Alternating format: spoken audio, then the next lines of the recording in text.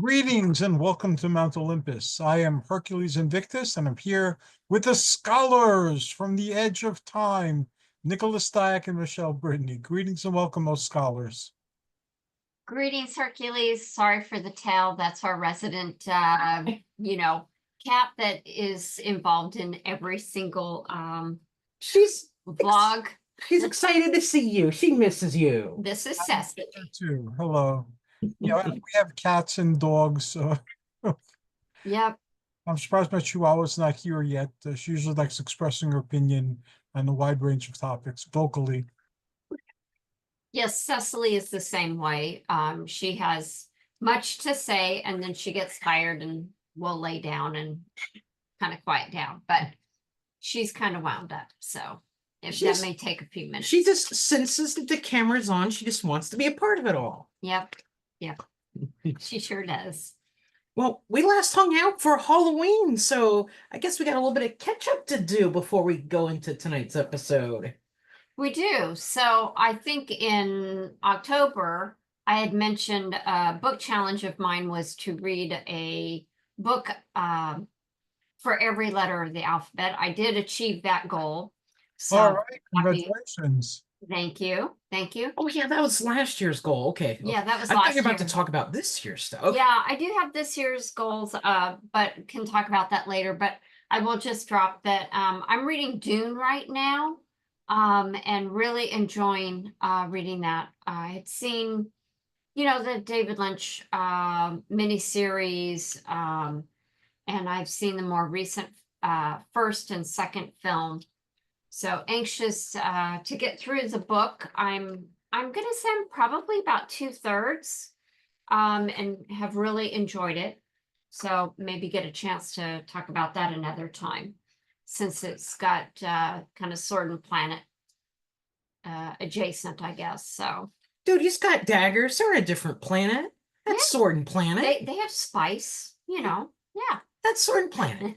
I never saw the new movies. I remember reading the book in high school way back in the 70s.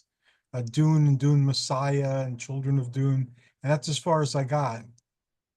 Yeah, I really thought I was going to have, I don't know, I'd heard that the Dune books were kind of challenging to read, so I was kind of figuring that I might not get through it, but I've actually really been enjoying the first one, all the political intrigue, the ecological themes that run throughout the novel as well. So really enjoying it.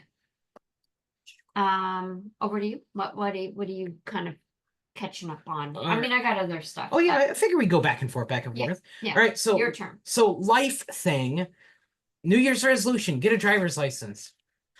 42 years old, never had a driver's license, so working on that right now. Right.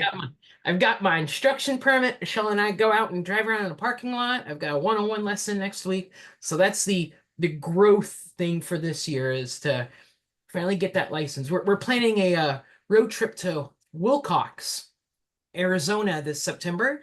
There's an Edgar Rice Burroughs event going on that we'll be a part of. So that's a long drive down there. So I need to be able to take over the wheel for Michele at times.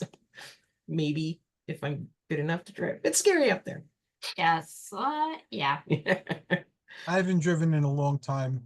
And I don't trust myself on the road at this particular point in time. So Athena's stuck doing all the driving. Yeah, I've been the primary driver since we've been together. So it'll be nice to have a little bit of break from driving and actually get to be, a passenger and look at things other than the road and, paying attention to the driving aspect. So, but anyway, okay, so you have that. Yeah, I've got a book challenge I'm doing again this year where I'm using the 52 Book Club 2025 reading challenge prompts. So there's like 52 prompts. So I'm working on that. I've done a couple of vlogs so far that's on michellebrittany.com, or well, it's at Michele Brittany, but it's through YouTube. So I do have some of those up now. So update your website, put links to those in there. Yeah, so that's coming next. Been a little bit busy because I just started working again in the last like 2 weeks. So just trying to get back into a regular routine. Over to you, Congratulations Frida. on that too. Good Yeah, job. pardon, I'm sorry. Good job. Yeah, it's a part-time gig. It's through a local small business that's focused on paper crafting, things like that.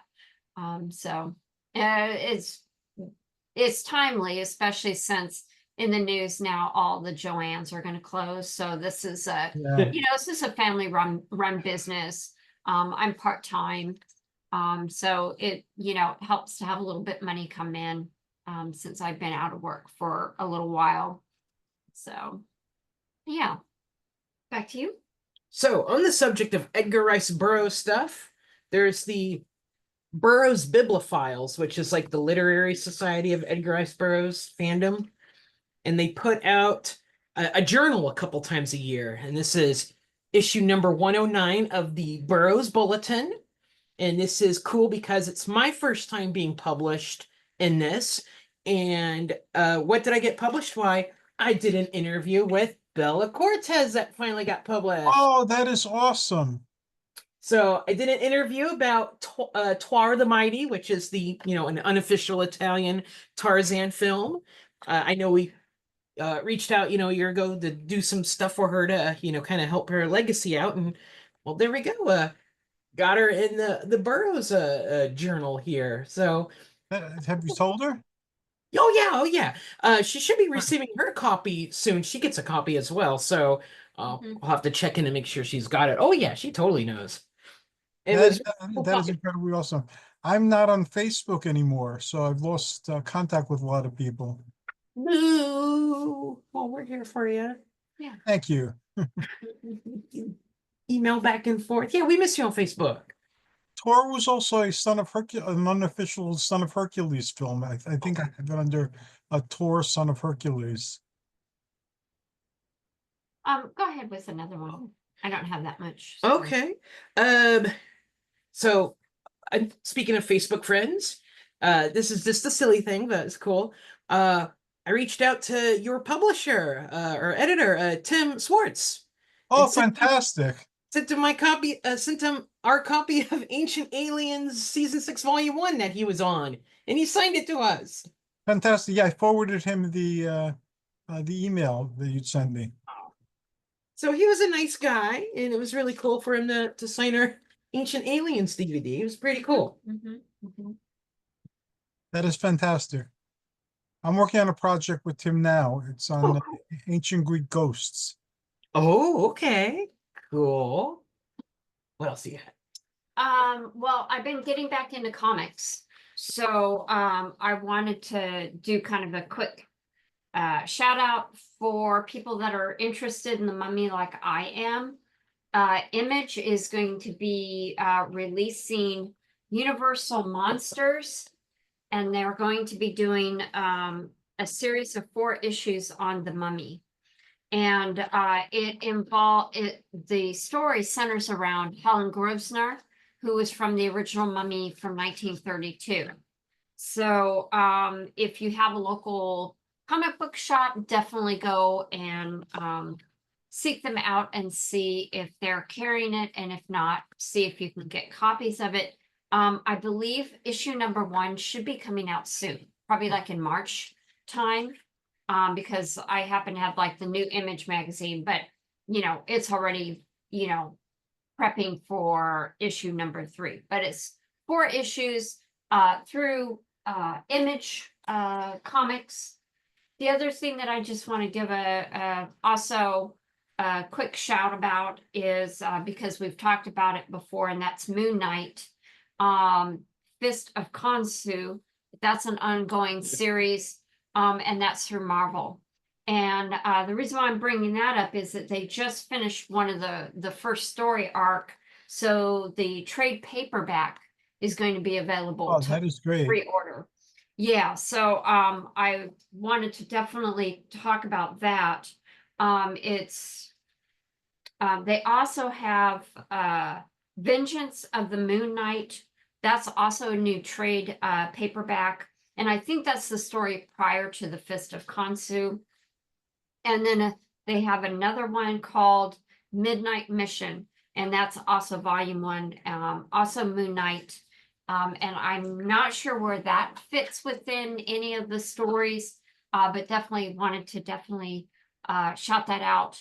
That's through Marvel, so they definitely have like 3 new trade paperbacks coming out related to Moon Knight. So That is definitely, awesome. yeah, There's also some good news on that front. Uh, it keeps changing whether they're going to renew Moon Knight for season 2. Yeah. On Marvel, one day I hear they're not doing it, the next day I hear they're doing it, so I don't know what it is. But the Marvel multiverse role-playing game came out with a adventure from Moon Knight. Oh, cool. Oh, excellent. Yeah, we have been going to our local game board, and I think they had that. Game board store. Oh, yeah, game board store, sorry. And I believe they have that new game there. I think we saw some of it. So that's neat that they're actually including Moon Knight. Yeah, I believe it's like a pick-a-path adventure from what I could see. Okay. But I thought of you. I also thought of you guys.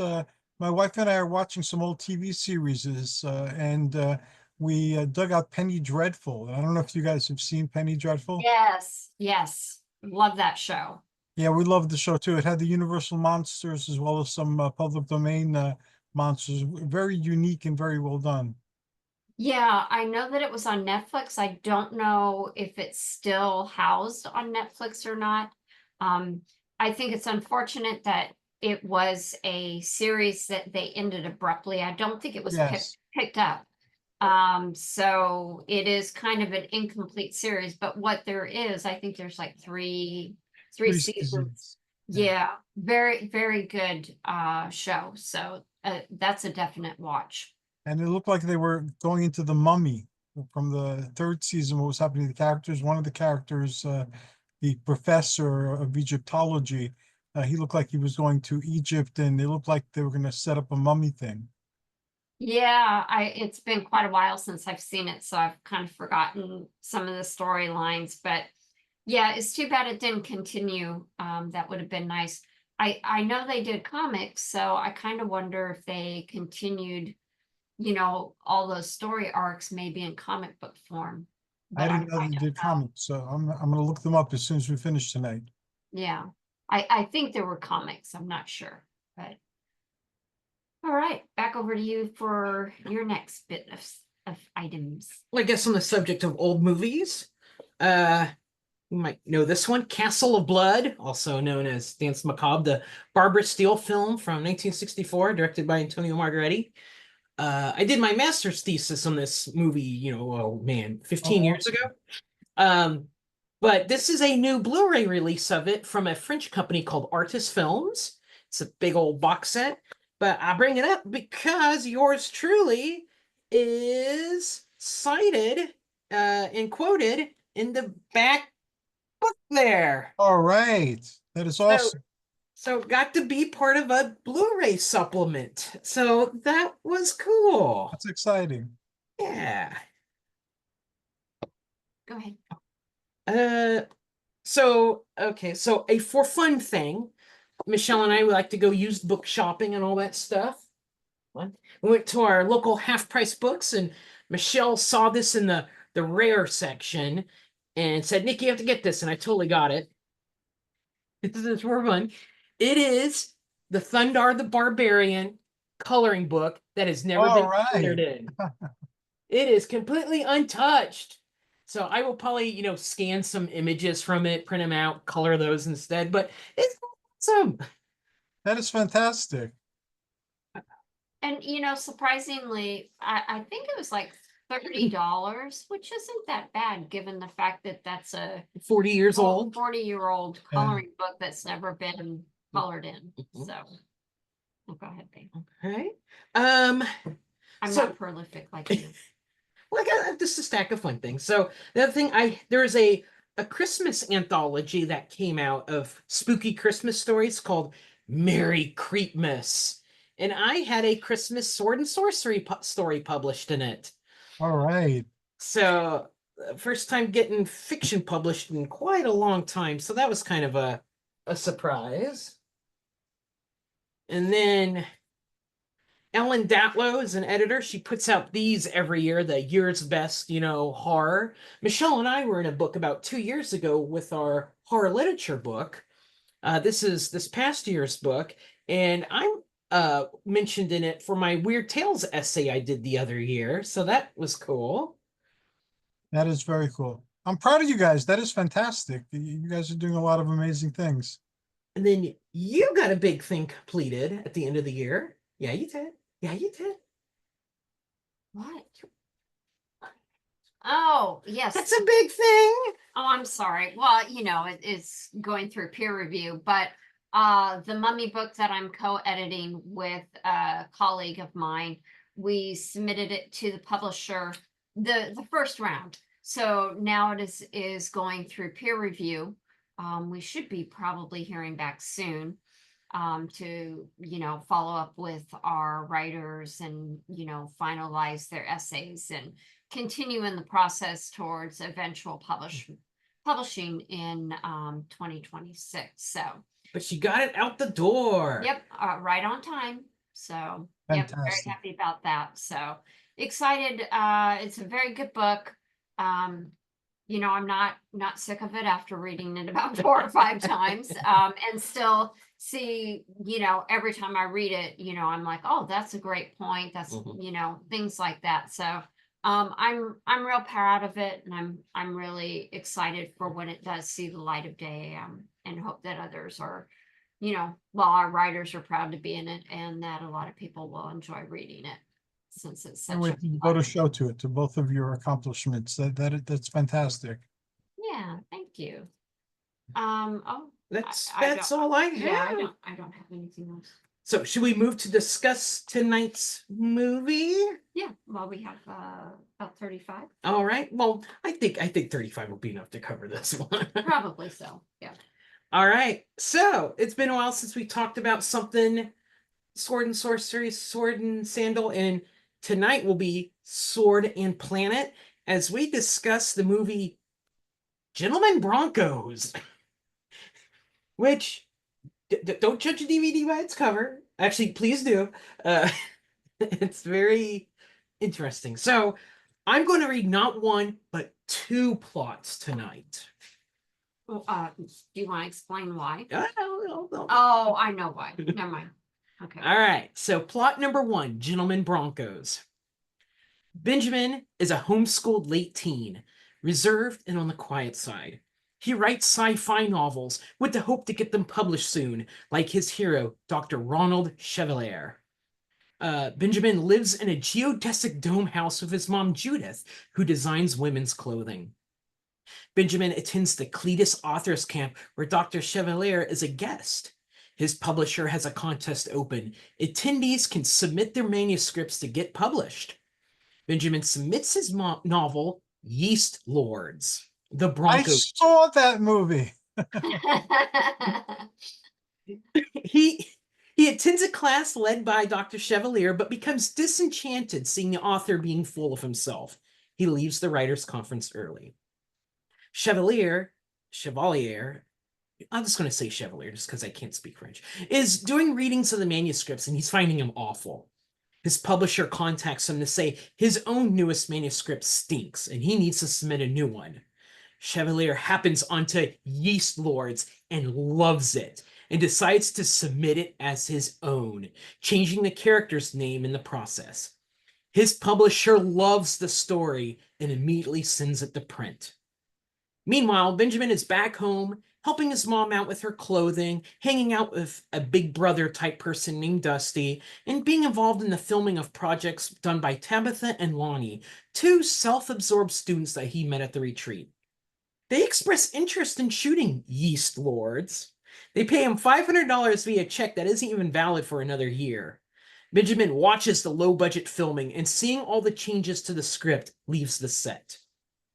Benjamin's mom has a meeting with a local rich dude who expresses interest in putting her clothing line into stores. But it turns out he only wants to have sex with her. Benjamin doesn't take too well to seeing his sobbing mother, so he shoots a poo dart at the dude, gaining some self-confidence in the process. Yeast Lords has its premiere in the town cinema. Benjamin watches himself in a trailer on screen, hates what he sees, and leaves to vomit. Tabitha comes out to comfort him. He takes a peek at Yeast Lords proper, sees that it's a terrible movie, and leaves with Tabitha to go to a bookstore. There he sees a copy of Chevalier's new novel, Brutus and Balzac, which, as he thumbs through, turns out to be Yeast Lords. Benjamin confronts Chevalier at a book signing and punches him, but is arrested by the police and put in jail on his birthday. His mom comes with presents, though. Turns out all the novels he's written, she sent them off to get registered and copyrighted. Chevalier's book gets pulled, and Benjamin's book is published in its stead. Using his success, Benjamin orchestrates a fashion show for his mom, where all the friends he met are models. That's plot 1. Plot 2, Yeast Lords. Bronco is an intergalactic hero wanting to bring down the tyrannical Dacis and his army of clones. Bronco is captured and one of his gonads is removed so it can be used to create a clone army. Bronco's companion cat leaps through a window, taking out Bronco's captor, and Bronco escapes. At a lake, Bronco is sewing his gonad back onto himself when he's approached by Vanaya and Kanaya, who want to join Bronco in his quest. He at first rebuffs them, but when they reveal that they know the location of a yeast facility, they party up. However, the yeast facility is surrounded by Cyclops' own patrol in moon buggies and surrounded by surveillance does. And that's does as in a baby deer. Bronco, eating a patty of yeast slag, gained some superpowers, which they use to attack the perimeter. However, the yeast was bad, and Bronco starts projectile vomiting, which does take out a rocket stag in the process. And that is stag, as in an adult deer. Things happen, we don't know what. But Bronco and Vanaya become friends, and they make a time capsule. More things happen, we don't know what. But Bronco and his team must have been successful because they are riding rocket stags escaping from the exploding yeast plant. Dacius is in pursuit, who Bronco kicks, but falls off his stag into the shallowest part of a lake. Dacius is coming in, shooting his stag, but Bronco punches the butt of his stag, which fires a rocket out, blowing up Dacius in a huge explosion. The end of plot 2. There's actually another plot, sorta, but we'll just highlight some of that in our conversation. So, Michele, overall, what did you think of Gentlemen Broncos, and what did you think of Yeast Lords? The Bronco years. Okay, so with regards to Gentlemen Broncos, I don't think I'm the target audience, so I'm just going to put that right out there. I'm also not a big fan of potty humor and poop jokes and Awkward humor. Yeah, there was a lot of awkward situations and scenes that were cringy. So for me, it's not a movie that I would have gone out to really see. I know that the team behind this also did Napoleon Dynamite. And that is also another movie that I didn't really Look at him dance. didn't really care for. So for those that like that kind of movie, please by all means watch this movie. Now with regards to Yeast Lords, the Bronco Yeast years, Lords or Brutus and Balzac, depending on perspective. Brutus and Balzac. Oh my God. Again, some weird humor. However, even though I say that, I think that there are some very interesting themes that are explored in both film and film within a film that I think will be interesting to discuss, especially given our environment and things like that, and the whole concept of plagiarism and passing work off on as your own. especially in light of like AI and Oh, yeah. all Oh, that type of look, stuff. look at you being all, contemporary and relevant with the AI I dropping. know, that's me. That's why I'm here. So, anyway, for those type of discussions, by all means, I think this is an interesting film. But for kind of the armchair person that just wants to be entertained, as long as you like that kind of stuff, I think you'll be entertained. For everybody else that wants to kind of dig deep, not for poo, then I think that this is kind of an interesting film to discuss, especially on this episode. So that's me. Sorry, it was long-winded. What about you? What did you think of it? So I'm disappointed. I actually have been wanting to watch Gentlemen Broncos, but and I'll say why here in a sec. It's pretty obvious, but I knew going in, folks, the reviews for it are terrible. Folks on a Sword and Sorcery Discord I'm a part of are all like, it's meh. But I thought it was going to be like a cult hit. It's going to really like it. And besides, it's done by the same guy who did Napoleon Dynamite, and Napoleon Dynamite ruled. When Michelle and I first were dating, we worked at an independent cinema in Tacoma, Washington, and it was an indie cinema, so not like a big multi-chain. It was just a little small art house cinema, and they got Napoleon Dynamite in, and that movie stayed there for like a year. It was playing nonstop, and I think I saw that movie a billion times, and it ruled. But that was like 20 years ago, so I am afraid to rewatch it while the rose-tinted glasses come off. Having said that, going in like, okay, I know the big joke in this, and I'll talk about it in a second. And I know it's Napoleon Dynamite-esque. I thought I was really gonna like it, and it turned out it wasn't my cup of tea. I like Michelle. I don't do well with like cringe humor and awkward humor. It's like we don't like The Office Yeah. for quite obviously for that kind of reason.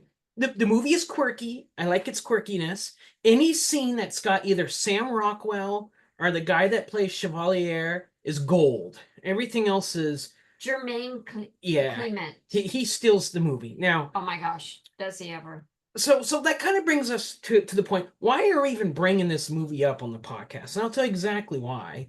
Not the last episode, but the episode before in September, Michelle and I were on here talking about Kroll. And so folks, go back and watch that Kroll episode, because Kroll is awesome.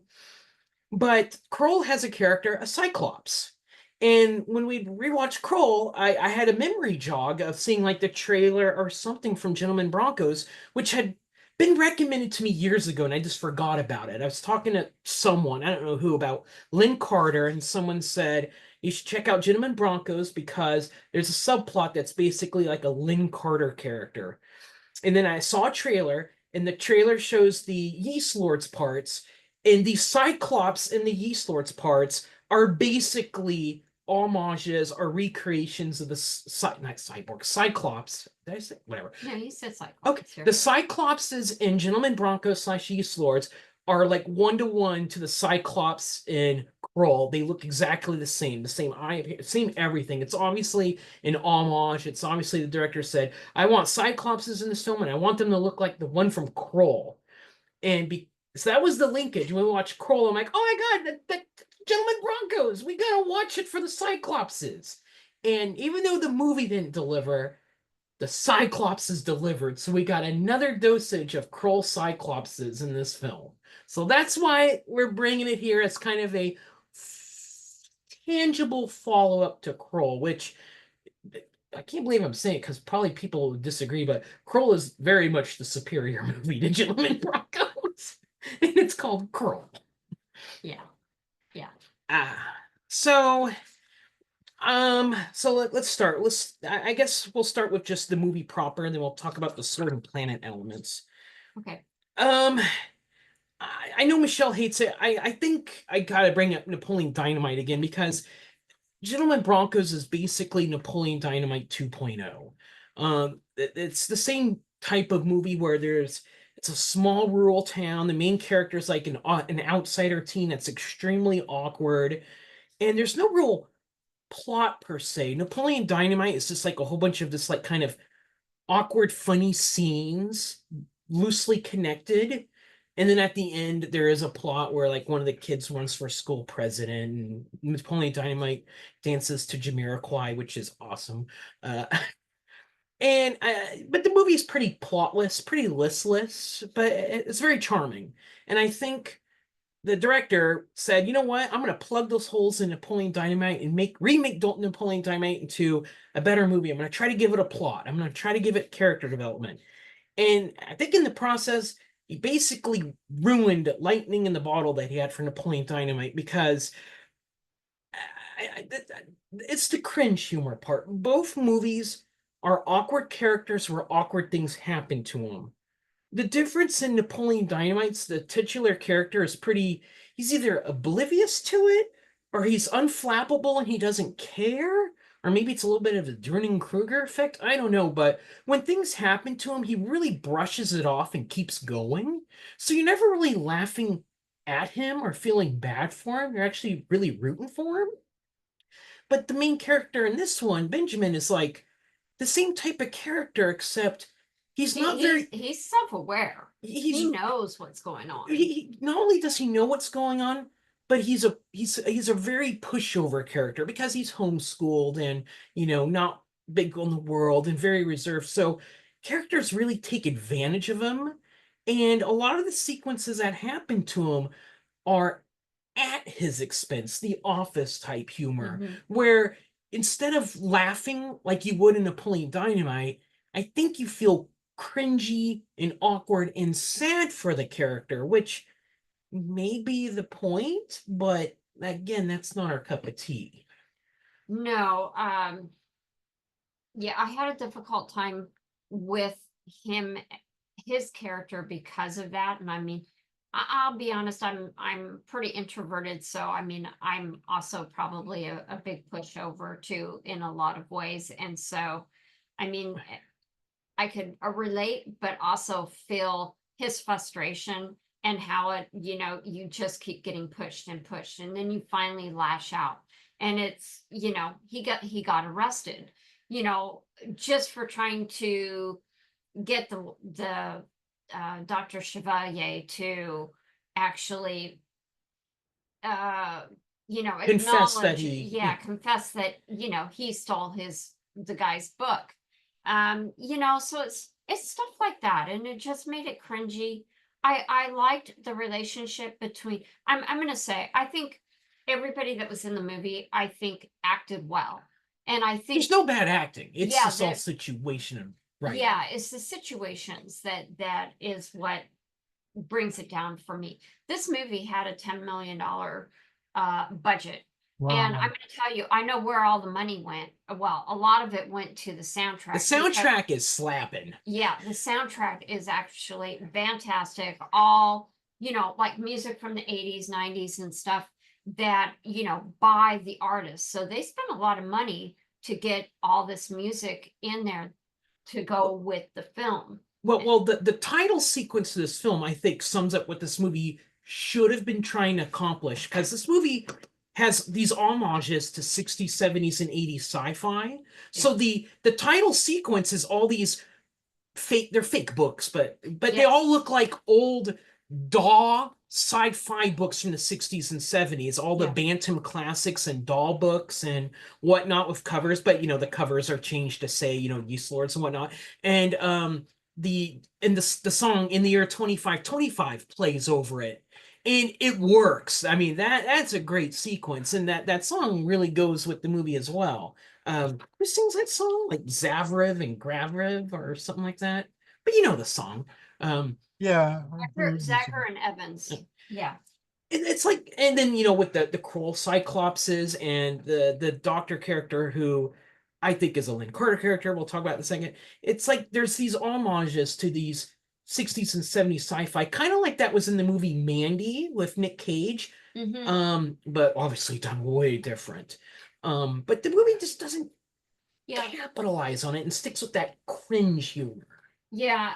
So, as I was saying, good character portrayals, particularly Sam Rockwell, who portrayed Bronco, who's this very masculine type character. to the opposite end of the spectrum where he plays Brutus under Dr. Chevalier's version.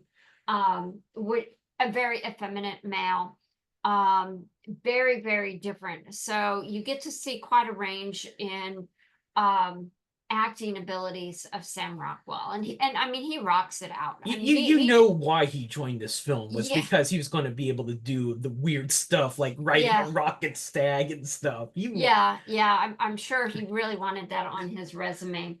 But And those scenes, though, is like one of the highlights of the film. Yes. Is the Yeast Lords / Brutus and Balzac / Lonnie, who's the director of the low budget version, his scenes. Mhm. There's like 3 different ways that Yeast Lords is portrayed. I mean, I feel like they should have capitalized on that more, not just because they're funny, but because I think a lot more conflict between the characters could have been played out in those scenes, because the main antagonist in the movie is Chevalier. The main protagonist is Benjamin, but they're only on screen together like 3 times very briefly. So you can't, it's like Fifth Element in a weird sort of way. You know, Bruce Willis is never on screen at the same time as Dracula is. But so how do you make them, enemies of each other? You could do that through the Yeast Lords book, but I think they tried to do that, but they just didn't succeed. But that would have been like the way to go. Yeah, I think, if they had tightened up the storytelling, I think that would have been really helpful. And I do think it just, because it is that kind of, I'm going to say almost stream of consciousness type of narrative structure, where you're just kind of, bumbling through It's a from scene to meandering. scene. Yeah, it's meandering. So I think that if it was tightened, but still meandering, I think you would have had more of those kind of meaningful conflicts between the characters instead of just little bits that, I mean, at the end of the day, you don't feel very invested.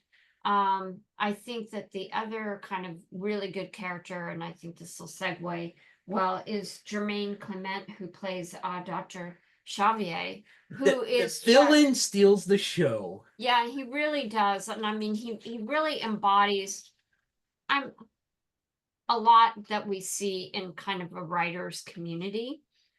I know I went there, but he really embodies a lot of different kind of personalities that you can come across that are writers in various genres.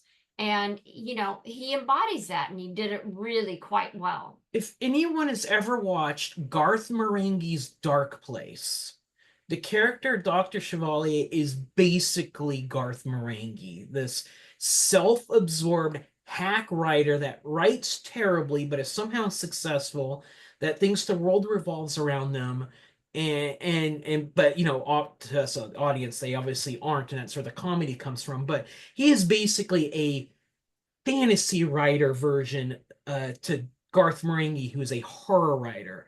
IMDb says Dr. Chevalier is actually based off Dave Farland, who writes the Rune Lords book. I don't know Dave Farland, and I don't know those books. So to me, I substituted Lynn Carter in there, and I think it still works because, if you read about Lynn Carter, he was a pretty wacky dude who, I love his writing, but I also understand it's pretty wacky. So I go with the Lynn Carter approach, but the author Chevalier, he has like a writing class where he teaches folks to just rename their characters by adding like anus to the end of their names, and he has like Native American and New Age stuff all around his house, and he has like a portable phone piece in his ear, but he never talks through it. So it's for show. He has like he does like kind of Spock mannerisms at times. He has Alan Rickman voice. She says Alan Rickman. I say Orson Welles, but it's that deep baritone like hello. Yeah, I can't say because I don't have any bass in it. But somewhere in that spectrum of that deep Orson Welles, Alan Rickman voice for sure. And I think one who's like trying to embody a seriousness. The whole earpiece was interesting because there really isn't a lot of technology, so it's sort of out of place. But I think that kind of makes sense because for me, in my reading of sci-fi and fantasy, which can be far-fetched, and yet they can be interesting themes that are explored in various books over the decades, makes it kind of interesting that he's embodying a technology that may not necessarily quite exist. Well, so side note, actually, it's funny you bring that because Napoleon Dynamite was shot in a very specific way that even though it was made like in the mid 2000s, they purposely made it kind of not anachronistic, but like kind of old looking. Like there's I old. definitely think they did that with this Exactly. too. In this one, they didn't like put a timestamp on it. There's like nothing new. No one has smartphones. No one has, plasma TVs or People CDs. still use cash. Yeah, in this, that was kind of the point to make it kind of outside time. There's like low tech. Same thing in this film. Like there's CRT TVs. They pay by check. Yep. Yeah, they shoot movies on VHS instead of at this time there would have been HD camcorders and stuff. So they're definitely going for that. Even though this movie probably takes place in the 2000s, it looks like late 80s, early 90s. And I would say that the Yeast Lords pieces would be, I would say, harken back to even earlier, like 60s or maybe early 70s if you had one of those 8mm type cameras that really gave kind of a washed out look. So I'll just grab a random doll book, Enchanted Planet, not my favorite, but they basically tried to shoot Yeast Lords to make it look like an old doll cover, which is again what the title sequence does. So like on the planet, there's like cosmic clouds and like spaceships rocketing by, and it's a little fuzzy and weird, but it does have that 60s, 70s sci-fi vibe to it, which is again what they're going for, and I'm with that. And in fact, even after like the character Bronco Brutus eats the yeast and is bouncing around, it's a very John Carter type thing. So yeah, it's old school, and that stuff is what works. Yeah, I know that we're going to be getting close on time. So I did want to bring one other thing with regards to the relationship between the mother and son. They definitely have, it's kind of an odd relationship, but at the same time, when push comes to shove, they're definitely there for each other, which is an aspect to the relationship that I actually like portrayed in the film. I liked that she had the foresight to register his stories without his knowledge, as a birthday gift. And so, that actually helps him to, legitimize that he's actually the author to Yeast Lords. And when he finally says, it ticks for him that he's going to fight for his rights, and then that's when his mom goes to show her designs to this big designer, Don Carlos, I think is the name. And, he had ulterior motives. And of course she comes out crying. And that's when, her son stands up for her. It's like almost the two of them, against the world sort of thing. So I did like the different characters, and I liked some of the different dynamics between them and how they help each other out. That aspect I actually liked. I don't know where Nick is going, but anyway, you said that you remember seeing this I think I Hercules? saw it on Tubi. Okay. I would definitely see this being like on a Tubi. And I didn't think much of it. I thought it was like a college film. I didn't realize that it was done by the people who did Napoleon Dynamite, or that there was millions of dollars budget for it. I just thought it was a indie film that Tubi gets sometimes. And as long as you didn't think about it, it was okay. I didn't like a lot of the elements that you guys didn't like either. But the show had some redeeming qualities. the Yeast Lord story reminded me of several bad science fiction books I've read or bad science fiction shows I've seen. Sorry, yeah, definitely. I just mentioned in your absence talking about the mother-son relationship being kind of a redeeming aspect to the story.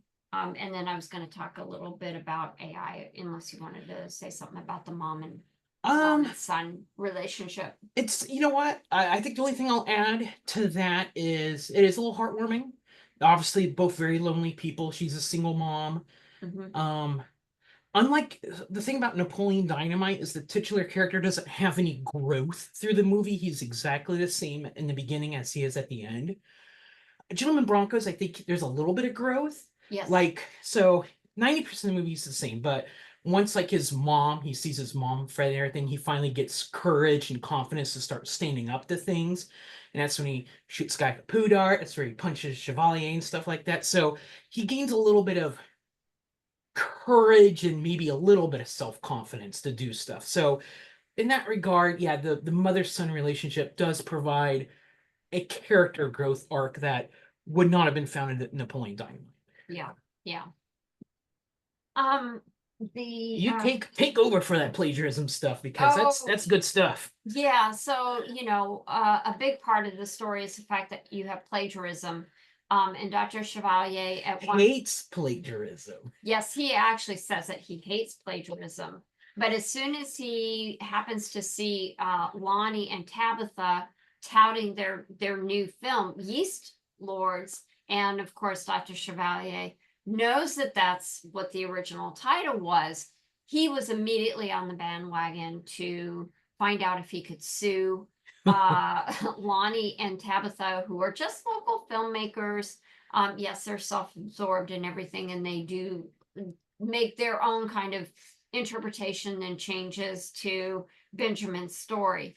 But it does, I do feel that's timely, especially given the fact that the issue comes up for Benjamin is how does he let go when he's written something and then somebody else comes in, such as a director and producer who want to change the story. He even asks Dr. Chevalier that. And he even asks that, and I think Dr. Chevalier is like, well, did you get the money? And it's kind of like, well, if you get your money, it's a done deal. And I thought that was actually rather interesting concept, especially in light of, plagiarism is so huge. The fact that AI, is supposedly out there and just kind of going through and learning writing and things like that, and yet it is taking content. Right. And so I thought that there was an interesting reading in there with regards to this plagiarism and ownership that I thought was actually kind of a deeper, theme that ran through that didn't get a whole lot, but I'm definitely there's things to talk about around that. With Benjamin, Tabitha, and Lonnie, that as awkward as they all are, and some a bit more selfish than others, they at least all have like an artistic thing they want to do. It is for the art. While Dr. Chevalier, who's even though he's a hack writer, he's a very successful hack writer and has got a lot of money, where he just confesses that part is actually not the important part to him. It is the making of money. He even says something like along the lines of, in generations, are people going to remember you for the books you wrote? No, they're going to remember you for your money, which is like kind of the opposite creed that folks are being told. Like, if you're writing, write for yourself. You may not have the big audience, or you have an artistic outlet. Don't expect the big money from it. So, but go with the AI stuff. That's the AI philosophy right now, is the journey's not so important as get the output out there, and that's that. Yeah, exactly. Well, I know we're getting short on time, so I can be found at michellebrittany.com.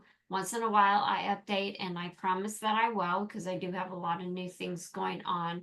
But if you are at all curious about my book challenge, I am over on YouTube, and I do have a couple of videos up already, starting my journey this year. So I would say that, and then hopefully next month I might have a little bit more information about The Mummy. book that I'm co-editing, and then I'm also hoping to have some more information about like the new Mummy comic coming out. So what Awesome. about you? I'm at nickdiak.com. So I keep pretty much updated. I update like basically every other week with news of Michele and I doings. I got lots of stuff in the pipeline as well. Michelle's doing lots of vidcasting and podcasting. In fact, she didn't even bring up her Ride the Stream. Yeah, Big plug. yeah, I had totally forgotten about that, but I co-host Ride the Stream with a friend of ours, Travis Licata. He and I talk each week about. Did we have Travis on the I show? think we might have had Travis on. Yes, I think we actually might have talked about Moon Knight. But yes, so he and I discuss the television series Lost. And so every week we have a new episode drop on Friday. It's at Ride the Stream, and you can find us over on YouTube, and we're talking every week. I'm a newbie. I hadn't seen it when it came out. So it's been a real fun ongoing conversation. So I'm sorry. Thank you for the reminder. And that's really it for me. I guess the parting thing I've got to say is Gentlemen Broncos. I don't know if I can recommend it, but the good parts are really good. Maybe it's worth the slog through the awkward humor to see Sam Rockwell and Jermaine Clement steal all their scenes. So it might be worth it. And Cyclops from Kroll. And the torch is back to you, Hercules. Thank you so very much. I missed you guys. I'm glad we connected today. I'm sorry for the miscommunication that occurred on where we're recording. Oh, you're fine. I'm glad we finally connected. Thank you so very much, and success in all your endeavors. And I'm phenomenally proud of you guys. That's Aw. fantastic, all that you're accomplishing and have accomplished. We appreciate your support immensely. So I bid you good night. Have a wonderful evening. We'll see you next month. See you next month.